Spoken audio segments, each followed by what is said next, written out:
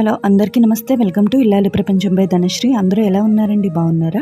నేను చాలా బాగున్నాను. మీరందరూ కూడా చాలా చాలా చాలా బాగుండాలని మనస్ఫూర్తిగా కోరుకుంటున్నానండి. అడగందే అమ్మైనా పెట్టదు అంటారు. మిమ్మల్ని అందరినీ నేను ఎంతగానో నమ్మే అమ్మవారి స్థానంలో ఉంచి సబ్స్క్రైబ్ చేయమని సవినీయంగా కోరుకుంటున్నానండి. రోజుకి మార్నింగ్ ఉదయాన్నే 4 గంటలు లెగుస్తాను. ఎందుకంత ఎర్లీగా లెగుస్తాను అంటే నేను కొంచెం నెమ్మదిగా పనులు చేసుకుంటాను. ఇంకొకటి 4 నుంచి 5 వరకు కూడా 1 అవరు ఇంటి పని ఏది ముట్టుకోను. కేవలం నా కోసం నేనే ఏదో ఒక టైం స్పెండ్ చేస్తూ ఉంటాను అనమాట. ఫస్ట్ అయితే చల్లనీళ్ళతో మొహం వాష్ చేసేసుకుంటే కొద్దిగా నిద్రమత్తు వదిలేస్తుంది కదా. సో ఆ తర్వాత అనమాట కొద్దిగా నేను ఏదైనా సాధన చేసుకుంటాను. సాధన మీన్స్ అంటే ఇప్పుడు నేను క్లాసికల్ డ్యాన్స్ నేర్చుకున్నాను కాబట్టి నేను ఎంతవరకు నేర్చుకున్నానో అది ప్రాక్టీస్ చేసుకుంటాను. ఇంకా యోగా గట్రా ఏం చేయను, ఎందుకంటే క్లాసికల్ డ్యాన్స్లోనే అన్ని ఆసనాలు ఉంటాయి. సో లేదంటే బ్రీత్ ఎక్సర్సైజ్ చేస్తాను, లేదా ఇంట్లోనే వాకింగ్ చేస్తాను అనమాట. సో నా మూడ్ని బట్టి ఏది చేయాలనుకుంటే ఆ 1 అవరు అలా ఏదో ఒక వర్క్ సాధనలు అంటారనమాట. ఒక్కొక్కసారి దేవుడి దీపం ఉదయాన్నే వెలిగించేస్తాను, అది కూడా సాధనే నా దృష్టిలో. ఇంకా ఫస్ట్ అయితే కొద్దిగా బయటకు వచ్చానమాట. బయటకు వచ్చేసరికి చీకటిగా ఉంది. ఇంకెవరో మార్నింగే జర్నీ చేస్తున్నారు. నాకు తెలిసి మేబీ ఎయిర్పోర్ట్కో లేదా రైల్వే స్టేషన్కో వెళ్తున్నారేమో. మార్నింగ్ జర్నీస్ చాలా సూపర్గా ఉంటాయి. సో ఇంకా బాగా చీకటిగా ఉంది. ఏదో అంటే అందరూ లైట్లు వేసుకోబట్టి కొంచెం ఆ వెలుతురది ఉన్నది. ఇంకా ఉదయం నిద్ర లేచిన వెంటనే పనులన్నీ మొదలెట్టేసినా కూడా కొద్దిగా అనీజీగా అనిపిస్తుంటుంది.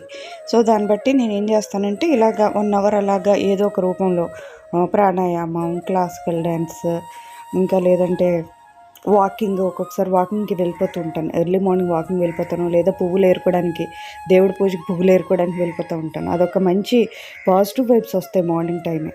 సో మార్నింగ్ అవర్స్లో నిద్ర లేవడం చాలా చాలా మంచిది. ఇంకా కిచెన్లోకి వస్తాను అనమాట. ఆ 1 అవర్ పూర్తయిన తర్వాత కిచెన్లోకి వస్తాను. ముందు రోజు ఒక్కొక్కసారి పనులన్నీ ఫినిష్ అయిపోతాయండి. ఒక్కొక్కసారి బాగా అలసటగా వచ్చి కొద్దిగా పెండింగ్ వర్క్లో ఉంచేసుకుంటాను. అలాగే ఈరోజు కూడా ముందు రోజు కొద్దిగా స్టవ్ అది క్లీన్ చేయలేదు. లైట్గా స్ప్రే చేసి క్లీన్ చేస్తే ఆ వర్క్ అయిపోతుంది. అలాగే ముందు రోజు రుబ్బాను. ఆ రుబ్బిన గ్రైండర్ కూడా అందులో పెట్టేశాను. ఇంకా తర్వాత అయితే ఇంకా ఫస్ట్ అయితే స్టవ్ క్లీన్ చేసేసుకుంటే పని అవుతుంది కదా. స్టవ్ క్లీన్ చేసుకున్న తర్వాతే ఇంకేదైనా సరే దాని మీద పెట్టి వండాలనిపిస్తుంది. సో ముందైతే ఆ స్టవ్ క్లీన్ చేసేస్తున్నాను. ఇక్కడ మీకు ఒక టిప్ చెప్తున్నానండి. స్టవ్ మొత్తం ఎప్పుడైనా సరే మధ్యాహ్నం క్లీన్ చేసుకున్నా, నైట్ ఈవినింగ్ ఎప్పుడు క్లీన్ చేసుకున్నా సరే మొత్తం ఒకసారి మనం నాప్కిన్తో క్లీనింగ్ అయిపోయిన తర్వాత కొద్దిగా వాటర్ స్ప్రే చేసేసి కొద్దిగా, లేదా వాటర్లో ఏదైనా కొద్దిగా జల్లి అంటే స్ప్రే లేకపోతే కొద్దిగా 2-3 చుక్కలు వేళ్ళతోనే వాటర్ స్టవ్ మీద జల్లి పేపర్తో క్లీన్ చేసుకుంటే కొత్త స్టవ్లో మెరిసిపోద్దండి. నేను ఇక్కడ న్యూస్ పేపర్ తీసుకున్నాను. ఆ న్యూస్ పేపర్ తోటి క్లీన్ చేసేస్తున్నాను అనమాట. భలే ఉంటుంది, బాగా షైనీగా ఉంటుంది అనమాట. ఇదే టిప్ మనం అద్దాల మీద కూడా యూజ్ చేయొచ్చు, చాలా బాగా వర్క్ అవుతుంది. ఇంకా తర్వాత ఏముంది, ముందు రోజు తోముకున్న గిన్నెలన్నీ కూడా తీసి సర్దేసుకోవటమే. ఇంకా ఇంకొకటి ఏంటి అంటే ఇక్కడ నేను మార్నింగే నేను వండుకోవాల్సినవన్నీ కూడా ముందు రోజే అరేంజ్ చేసుకుంటాను. వెజ్ అయినా నాన్ వెజ్ అయినా సరే ఏం వండాలి, రేపటి రోజున ఏం వండాలి అని ముందుగానే ప్లాన్ చేసుకుంటాను కదా. సో దాన్ని బట్టి ప్రిపరేషన్స్ అనేవి ఉంటాయి. నాన్ వెజ్ అనుకో అసలు గొడవే ఉండదు. సో అందుకనే ఇక్కడ ఈరోజు సండే అనమాట. సో సండే కోసమని రొయ్యలు మునక్కాడ వండుదాం, అలాగే ఫిష్ ఫ్రై చేద్దాము, అలాగే గ్రీన్ చికెన్ వండుదాము అనేసి అని అనుకున్నాను. అందుకోసమని ఆబ్వియస్లీ రొయ్యలు మా ఇంట్లో ఉంటాయి, ఎప్పుడు కూడా వాష్ చేసేసి ఫ్రిడ్జ్లో పెట్టేస్తాను అనమాట. ఇంక డైరెక్ట్గా యూస్ చేసేసుకోవడమే. అందుకోసమని ఆ రొయ్యలు తాలూకా అన్నీ కూడా తీసి బయట పెట్టేశాను. కూలింగ్ తగ్గితే ఇంకా వండేసుకోవడమే. ఆ తర్వాత వెంటనే ఇంకా టీ నాకు ఒక పెద్ద బ్యాడ్ హ్యాబిట్ అండి. నాలో ఒక పెద్ద బ్యాడ్ హ్యాబిట్ ఏదైనా ఉన్నది అంటే అది టీనే. సో ముందైతే టీ పెట్టేసుకుంటున్నాను. రోజుకి ఉదయం పూట ఒక 2 కప్పులు అయితే తాగుతాను. బట్ అందరికీ మంచిది కాదు ఇది. నేను కూడా నెమ్మదిగా మానేస్తున్నాను. ఇదివరకు ఇంకా ఎక్కువ తాగేదాన్ని, ఇప్పుడైతే చాలా వరకు మానేశాను. కాకపోతే నేను దీన్ని కొంచెం హెల్దీ చేయడం కోసమని శొంఠి, కొద్ది గరం మసాలా సామాన్లు, గరం మసాలా అంటే అన్ని మసాలాలు కాదు, యాలకులు, శొంఠి, దాల్చిన చెక్క, లవంగాలు ఇవన్నీ కూడా లైట్గా రోస్ట్ చేసుకొని పౌడర్ తయారు చేసుకున్నాను. సో దానివల్ల ఇది కొంచెం హెల్దీ హెర్బల్ టీలా అవుతుంది అనమాట. సో అలా నా మార్నింగ్ అయితే ఫస్ట్ అయితే టీ మాత్రం కంపల్సరీ. దానికి ముందు ఒక 1 లీటర్ వాటర్ తాగి వాష్రూమ్కి వెళ్తాను, ఆ తర్వాత టీ తాగుతాను. ఇంకా ఫస్ట్ అయితే బ్రేక్ఫాస్ట్ ప్రిపేర్ చేసుకోవాలి. ఇంకా నేను బయటికి తీసి నాన్ వెజ్ తీసిన రొయ్యలు, చేపలు ఉన్నాయి కదా. సో అవి ఇంకా కొద్దిగా ఫ్రీజింగ్ తగ్గాలన్నమాట. ఇంకా కొద్ది కూలింగ్ తగ్గితే అప్పుడు దానికి వంటకు ప్రిపరేషన్ చేసుకోవాలి. ముందైతే బ్రేక్ఫాస్ట్ కోసమని చాలా సింపుల్గా చట్నీ ప్రిపేర్ చేసేస్తున్నాను. ఏమీ లేదు, పచ్చి కొబ్బరికాయ ముక్కలు, వేపిన శనగపప్పు అంటారు, కొంతమంది పుట్నాల పప్పు అని కూడా అంటారు. సో ఆ పుట్నాల పప్పు, పచ్చిమిరపకాయలు స్పైసెస్ తగ్గినట్టుగా, అంటే మనం ఎంత కారం తింటామో అంత తగినట్టుగా వేసుకొని, ఇంక ఉదయాన్నే అసలు ఆయిల్ లేని ఫుడ్ అనమాట బ్రేక్ఫాస్ట్ ఈరోజు. సో అందుకని కొద్దిగా అరగాలి కదా అని కొంచెం జీలకర్ర కూడా వేసాను. నార్మల్గా అయితే జీలకర్ర వేయను. సో కొద్దిగా జీలకర్ర అది యాడ్ చేసేసి మెత్తగా గ్రైండ్ చేసేసుకుంటున్నాను. ఇదిగోటి కొద్దిగా బాగా థిక్గా గ్రైండ్ చేసుకున్నాను. ఇందులో మనకి కావాల్సినంత కన్సిస్టెన్సీకి వాటర్ అది యాడ్ చేసుకోవచ్చు. నేనేంటంటే కొంచెం పచ్చడి బయటికి తీసేసి అందులో కొద్దిగా సాల్ట్ యాడ్ చేసేసి వాటర్ కలుపుతాను. మిగిలిన రిమైనింగ్ మళ్ళీ అవసరమైనప్పుడు మాత్రమే అందులో సాల్ట్ కలుపుతాను. దానివల్ల ఏంటి అంటే పులవదు. ఇంక ఈ లోపల పిల్లలు కూడా స్కూల్కి రెడీ అవ్వాలి కదా, సో అందుకని వాళ్ళని కూడా లేపేసి ఈ గ్యాప్లోనే, అంటే ఈ వీడియో తీసిన గ్యాప్లోనే నేను పిల్లలకి లేపి వాళ్ళకి వాటర్ ఇచ్చేసి వాళ్ళకి కావాల్సినవన్నీ స్నానానికి అన్నీ కూడా రెడీ చేసేస్తాను అనమాట. పొయ్యి మీద నీళ్ళు పెట్టేసి. సో ఇక్కడ ఫస్ట్ అయితే చట్నీ అయితే రెడీ అయిపోయింది. ఇంక ఈ చట్నీకి పోపు కూడా ఏం పెట్టనండి. ఆయిల్ ఫుడ్ అనుకోండి పర్వాలేదు, కొంచెం అంత కడుపు పట్టేసినట్టు ఉండదు. బట్ ఇది ఇడ్లీ కదా, అస్సలు ఆయిలే అనేది ఉండదు. ఇది కూడా మంచిది కదా, అసలు ఉదయాన్నే ఆయిల్ లేకుండా ఫుడ్ తీసుకోవడం చాలా చాలా మంచి విషయం, బ్రేక్ఫాస్ట్ అనేది కంప్లీట్ చేయడం. సో ఫస్ట్ అయితే ఇడ్లీ పెడేస్తున్నాను. నేను ప్లేట్లు ఎక్కువ రాకూడదంటే, గిన్నెలు ఎక్కువ రాకూడదని రెండు ప్లేట్లు ఇడ్లీ పెడతాను.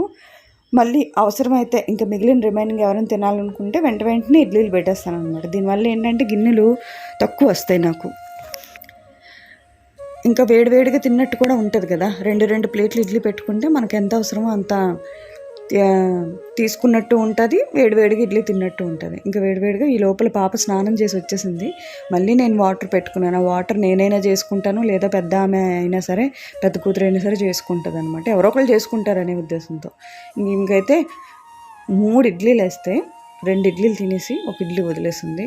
ఆ బలివిని తినిపించారు. ఈ చట్నీ అయితే, కొబ్బరి చట్నీ అయితే అస్సలు తినదు, కానీ ఫోర్స్ చేసి తినిపించాలి, ఎందుకంటే ఉదయాన్నే కొబ్బరి వెళ్ళడం చాలా మంచిది కదా. ఇంక ఈ లోపలైతే ఇవి విడిపోతున్నాయి, ఒక్కొక్కటి నెమ్మదిగా విడిపోతున్నాయి. ఇంకా పాపని స్కూల్లో డ్రాప్ చేసేసి చికెన్ తెచ్చాను, ఒక 1/2 kg చికెను. సో అది గ్రీన్ చికెన్లో వండుదాం, చాలా రోజులు బట్టి గ్రీన్ చికెన్ వండుదాం అనుకుంటున్నాను.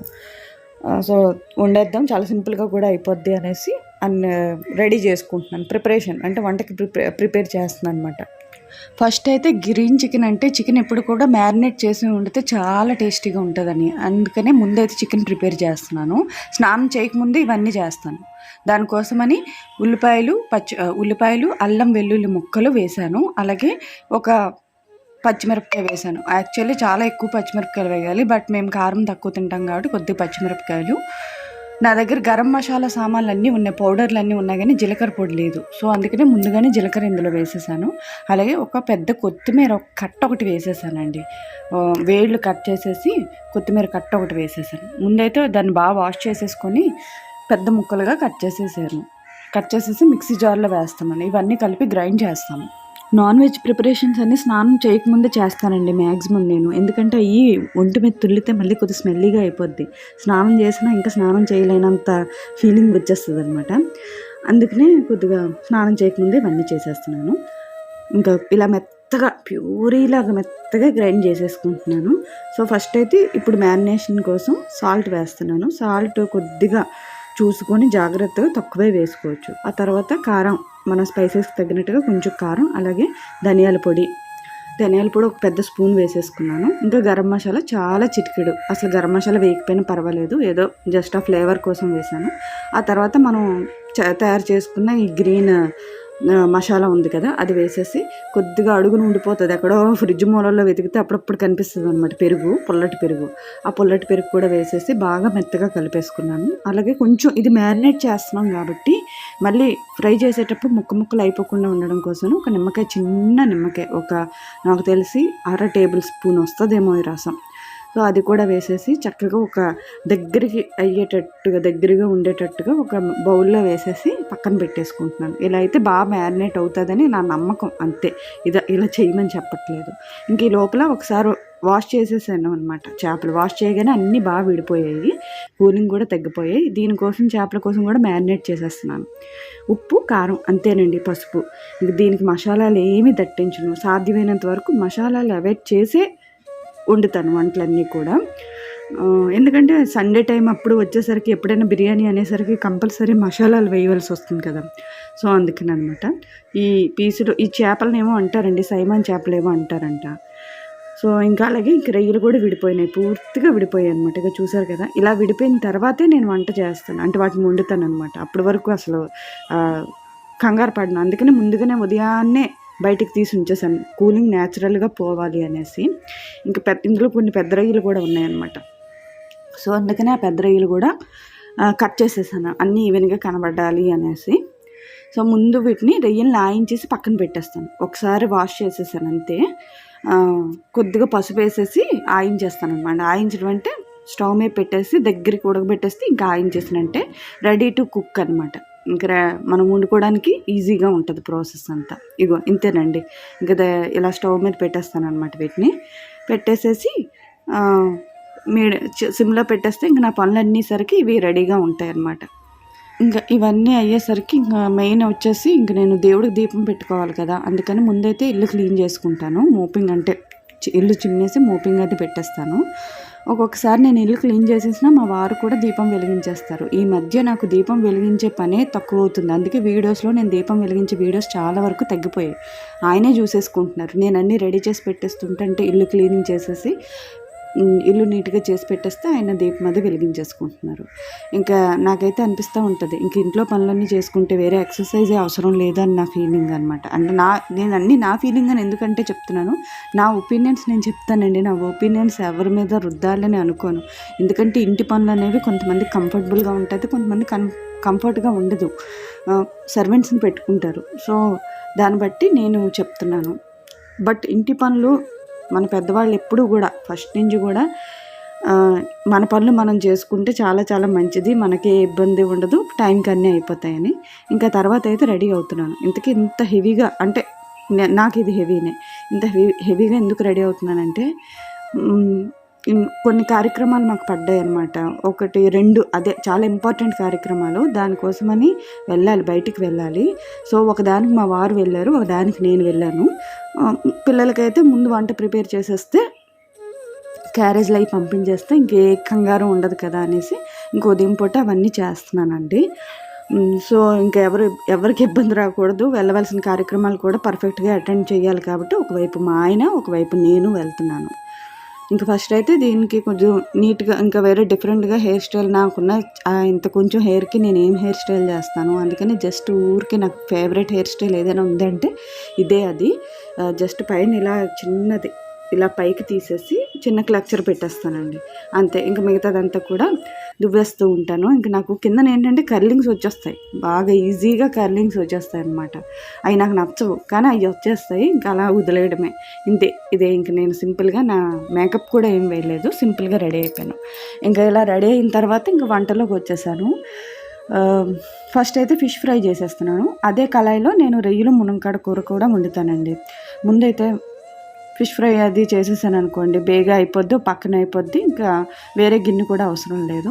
ఇంకొక ప్యాన్లో వచ్చేసి గ్రీన్ చికెన్ ఉంది కదా, మ్యారినేట్ చేసి పెట్టుకున్నాను. సో దాన్ని డైరెక్ట్గా ఇంకా ప్యాన్ మీద వేసేయడమే, ఆయిల్ వేసేసి. అది కూడా చాలా సింపుల్గా అయిపోతుంది. సో నాకు కొద్దిగా వంట స్టవ్లు ఎప్పటికప్పుడు మారుస్తూ ఉంటానండి, నా దీన్ని బట్టి, నా కంఫర్ట్ని బట్టి. సో ఆయిల్ చాలా చాలా తక్కువ వేసి కొద్దిగా నార్మల్ ఆయిల్, కొద్దిగా పల్లీల నూనె వేసి కొద్దిగా చికెన్ అనేది రోస్ట్ చేస్తున్నాను. ఈ గ్రీన్ చికెన్ చాలా సింపుల్, అన్ని మసాలాలు కలిపేసి 1 గంట సేపు మ్యారినేట్ చేసేసి ఆయిల్ వేసేసి ఇంకా మీడియం ఫ్లేమ్ మీద పెట్టి మూత పెట్టి దగ్గరికి ఫ్రై అయ్యేంత వరకు కూడా ఫ్రై చేసుకోవడమే. గ్రేవీ చాలా బాగుంటుంది, రోటీస్లోకి బాగుంటుంది, అన్నం రసంలోకి నంచుకోవడానికి కూరలో భలే ఉంటుందండి. సో ఇంకా ఫిష్ ఫ్రై కూడా అయిపోతే ఇంకా నెక్స్ట్ ఇంకేమీ లేదు, అయిపోయింది. అయిపోయింది ఫిష్ ఫ్రై కూడా. ఇంకా వెంటనే కొద్దిగా జీలకర్ర వేసేసి అందులో మీడియం సైజు ఉల్లిపాయలు ఉంటాయి కదా, అవి కట్ చేసేసాను. ఒక 3 పెద్దవి 2 కట్ చేశాను అనుకుంటా. కట్ చేసేసి బాగా దగ్గరికి అయ్యేంత వరకు ఫ్రై చేసుకుంటున్నాను. ఇవి కొంచెం తొందరగా మగ్గడం కోసం అనేసి కొద్దిగా సాల్ట్ వేసి ఫ్రై చేస్తున్నాను. అలాగే 1 టేబుల్ స్పూన్ అల్లం వెల్లుల్లి పేస్ట్ కూడా వేసేసాను. ఇంకా తర్వాత ఈ మునక్కాళ్ళు ఉంటాయి కదా, మునక్కాళ్ళు కొద్దిగా బాగా మగ్గాలి కదా, మరి టమాటా వేస్తే మగ్గవు కదా అనేసి కొద్దిగా మునక్కాడలు, కొద్దిగా రుచికి సరిపడా సాల్ట్, మునక్కాడలకు సరిపడా సాల్ట్ వేసి మగ్గించేస్తున్నాను. ఇంకా చికెన్ ఈవెన్గా ఫ్రై అవ్వాలి కాబట్టి మధ్య మధ్యలో ఇది కలుపుతూ ఉండడమే. ఇంక దీనికంటే ఇంకేం లేదు, ఆల్రెడీ అన్నీ వేసేసాం కాబట్టి లాస్ట్లో ఉప్పు చూసుకొని అడ్జస్ట్ చేసుకుంటే అయిపోతుంది. ఇంకా అలాగే పక్కన చారు కూడా పెట్టేసుకున్నానండి గ్యాప్లో. ఇంకా మునక్కాడ కొద్దిగా మగ్గిన తర్వాత మనం ఆయించి పెట్టుకున్నాను కదా, ఫస్ట్ స్నానం చేయకముందు స్టవ్ మీద ఆయించి పెట్టేశాను కదా, ఆ రొయ్యలు కూడా అందులో వేసేసాను అనమాట. ఇప్పుడు ఈ రొయ్యలకు తగ్గట్టుగా ఇంకొంచెం సాల్ట్ వేసేసి కొద్దిగా కారం కూడా ఈ మూమెంట్లోనే వేసేస్తున్నాను. రొయ్యల్లో కొంచెం ఆల్రెడీ వాటర్ ఉంటుంది కదా, సో అందుకని మునక్కాడలు మగ్గలేదు అప్పటికే సరిగ్గా. సో మగ్గిపోద్ది వాటర్తో అనేసి కొద్దిగా సాల్ట్, కారం వేసేసి మళ్ళీ ఇంకొక నిమిషం, ఇంకొక 5 minutes వరకు మీడియం ఫ్లేమ్లో పెట్టి మూత పెట్టేసి మగ్గించేస్తాను, బాయిల్ చేసుకోవటం. ఇంకా తర్వాత కొద్దిగా అలాగే కరివేపాకు అండి, నా దగ్గర కరివేపాకు పూర్తిగా వెండిపోయి ఉన్నది. సో దాన్నే తీసి అన్నిటికీ అడ్జస్ట్ చేసేస్తున్నాను. చికెన్ ఫ్రైలోకి, రొయ్యల కూరలోకి, చారులోకి కూడా అదే వేసేసాను. ఇంకా ఇది బాగా రొయ్యలు బాగా ఉడికిన తర్వాత, మగ్గిన తర్వాత ఇందులోకి మనం టమాటా ప్యూరీ వేసుకోవాలండి. టమాటా ప్యూరీ అలాగే 2 గ్లాసులు వాటర్ వేసుకొని మీడియం ఫ్లేమ్ మీద దగ్గరికి చేస్తే కూర అయిపోద్ది. నేను టమాటా ప్యూరీ ఎందుకు వేస్తాను అంటే, టమాటా ముక్కలు మా ఇంట్లో వాళ్ళు తినరు, తీసి ఏరిసి పక్కన పెడతారు. సో అది వాళ్ళ పొట్టలోకి ఈజీగా వెళ్ళిపోవాలి అనేసి నేను ప్యూరీ చేస్తాను మిక్సీలో వేసేసి. ఒకసారి సాల్టు, కారం, స్పైసెస్ అన్నీ కూడా అడ్జస్ట్ చేసుకోవడమే. సో ఇలా 4 పొయ్యిల మీద 4 వంటలు. ఆల్రెడీ ఫస్ట్ అయితే అన్నం వండేసి పక్కన పెట్టేస్తాను. ఫస్ట్ ఎప్పుడు కూడా నేను అన్నం వండేస్తాను అనమాట. సో అన్నం వండేసి ఉదయాన్నే ఇంక వంట పని కూడా అయిపోతూ ఉన్నది. పెద్ద ఆమె స్కూల్కి వెళ్ళలేదు, ఎందుకంటే తనకి ఎగ్జామ్స్ అవుతున్నాయి కదా, సో ఇంట్లోనే ప్రిపేర్ అవుతుంది. ఇంకా టమాటాలో వాటర్ వేయడం క్లిప్ మిస్ అయిందండి. సో టమాటా వేసేసి వాటర్ అది వేసేసి ఇలా దగ్గరికి చేసుకోగానే ఈ రొయ్యల కూర కూడా ఫినిష్ అయిపోయింది. లాస్ట్లో ఇది కూడా సాల్ట్ అది చూసేసుకుంటున్నాను. చికెన్ అయిపోయింది ఆల్రెడీ, మా వాళ్ళు చికెను, ఫిష్ ప్లేట్లో వేసుకొని తినేశారు మార్నింగే. ఇంకా రిమైనింగ్ బ్రేక్ఫాస్ట్ గిన్నెలు, వంట గిన్నెలు వెంటనే. యాక్చువల్లీ మీకు వంట అంతా లైన్గా చూపించాను, కానీ మధ్యలోనే నేను అన్ని వెజిటేబుల్స్ కట్ చేసుకోవడం, ఉల్లిపాయలు కట్ చేసుకోవడం, ఈ గిన్నెలు తోముకోవడం అన్నీ మధ్యలో అయిపోతాయి. ఇంకా వంట ఫినిష్ అయ్యేసరికి ఇంకా కిచెన్లో ఏ వర్క్ ఉండనివ్వకుండా మ్యాక్సిమం చూసుకుంటాను అనమాట. సో ఆ గ్యాప్లో క్లీన్ చేసుకున్నవే కిచెన్లో గిన్నెలన్నీ కూడా. అలాగే ఒక కవర్ పెట్టుకుంటాను పక్కన, ఒక బౌల్, ఒక కవర్ పెట్టుకొని ఆ టమాటా ముక్కలు పీల్ చేస్తాను. ఇప్పుడు మునక్కాయలు కట్ చేశాను కదా మధ్యలో, ఆ పీల్ చేసిన తొక్క ఇవన్నీ కూడా పక్కన పెట్టేస్తాను అనమాట కవర్లోనే. ఇంకా ఆ రోజు కూడా మా వారు దీపం వెలిగించేశారు. సో అదొక పని నాకు తప్పింది. నాకేం అది పెద్ద పనిలా అనిపించదండి. నిజంగా భగవంతుడు నాకు ఒక అవకాశం ఇచ్చాడు ఆ రోజు భగవంతుడి దగ్గర కాసేపు సమయం గడపడానికని.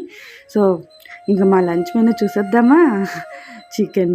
గ్రీన్ చికెన్ ఫ్రై, రొయ్యలు, మునక్కాడ ఇగురు. ఈ కర్రీ అయితే రోటీస్లోకి బాగుంటుంది, అన్నంలోకి ఇంకా బాగుంటుంది. అబ్బా, అన్నంలో కలుపుకుంటే సూపర్గా ఉంటుంది. అలాగే వేడివేడి రసం, చేపల ఫ్రై, ఇదన్నమాట.